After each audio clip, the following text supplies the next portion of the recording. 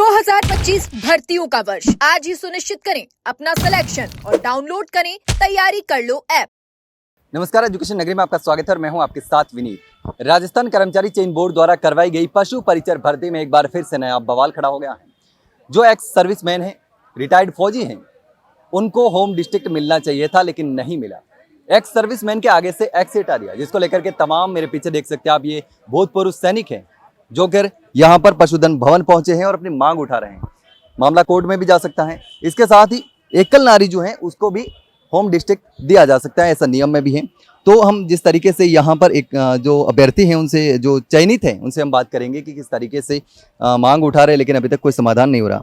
तो आप कहाँ से हैं, ये थोड़ा सा बताइए, क्या नाम है और क्या कुछ है। आपको पहले बोला गया था कि होम डिस्ट्रिक्ट मिलेगा, फिर अब दूसरा डिस्ट्रिक्ट दिया गया है। देखिए, मेरा नाम मोनिका गुजर है और मैं राजस्थान के चंदवाजी जिला जयपुर से रहने वाली हूँ। और मेरे को पहले ये कहा गया था, मतलब हमारे को ये कहा गया था कि आपको होम डिस्ट्रिक्ट दिया जाएगा। उसके बाद परसों हमारी लिस्ट डली थी कि 750 बच्चों को जयपुर में दी जाएगी ज्वाइनिंग।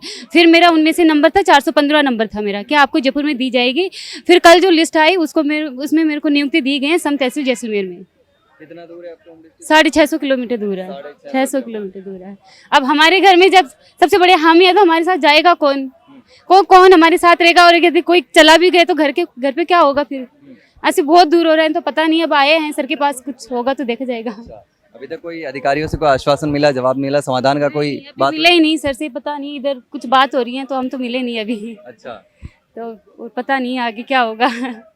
तो फैमिली में और कोई आपके साथ में चलने वाला, रहने वाला कोई नहीं है? मैं सब जो आए मेरे से छोटी छोटी बहनें हैं, 5 बहनें हैं हम। तो सबसे बड़ी मैं हूँ, उसके बाद 4 मेरे से छोटी छोटी है। तो वो जाएगी तो क्या ही करेगी वो जाके मेरे साथ? उनका खुद का कुछ नहीं होगा। मतलब वो 5वीं 6ठी क्लास में, तो उनको ले जाके भी मैं क्या करूँगी? कोई समझदार बच्चा होगा तो उसको तो ले भी जा सकूँगी मैं। एक तो इतनी छोटी नौकरी है, 10वीं पास नौकरी है, और उसके बावजूद 4th ग्रेड है नौकरी है। और फिर भी कोई बात नहीं, चलो मिल गई तो अच्छा है। अब जाने को भी तैयार हैं, लेकिन इतनी दूर जाएं तो जाएं कैसे? रहें तो वहाँ रहें कैसे? यदि घर का मन बना लिया तो आएंगे कैसे? 2 दिन की छुट्टी हुई तो नहीं आ पाएंगे हम। तो मतलब हम तो ऐसे सोचेंगे यदि इतना ही तो वेतन मिलता है, वो तो उसमें हो जाएगा। रूम किराया दो, रहने खाने का खर्च उठाओ, वो तो उसी में हो जाएगा। तो घर क्या भेजेंगे हम?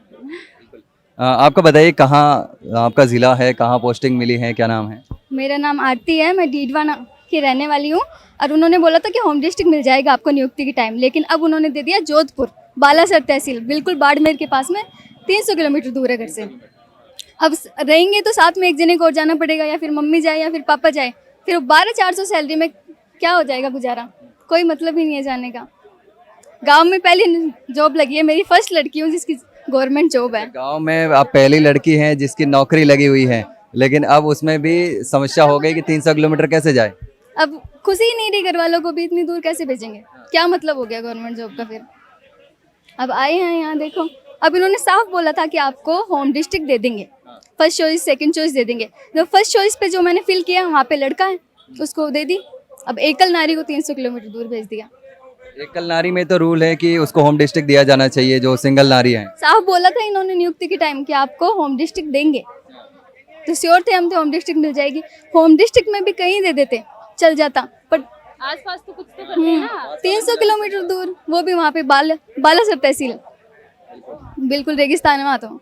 बिल्कुल, तो ये समस्या भी है, पहले एक्स सर्विसमैन की समस्या है, एकल नारी में भी यही है कि उनको होम डिस्ट्रिक्ट दिया जाना चाहिए था लेकिन नहीं मिला। तो ये तमाम जिस तरीके से अब मांगे उठा रहे हैं, लेकिन अब देखना होगा कि इनका समाधान किस तरीके से होता है। लगातार अभ्यर्थी यहाँ पर सारे जो चयनित हैं वो यहाँ पर पहुँचे हुए हैं और लगातार डिमांड कर रहे हैं कि किस तरीके से उनका किसी भी तरीके से समाधान हो जाना चाहिए। लेकिन अब देखना होगा कि आखिर विभाग क्या कुछ फैसला करता है। लेकिन जैसे ही जो लिस्ट आई उसके बाद से सभी यहाँ पर इकट्ठा होना शुरू हो गए हैं, लेकिन अब देखना होगा कि आखिर किस तरीके से इसका समाधान होता है। फिलहाल के लिए इतना ही, जल्द मिलता है नई जानकारी के साथ। तब तक के लिए नमस्कार।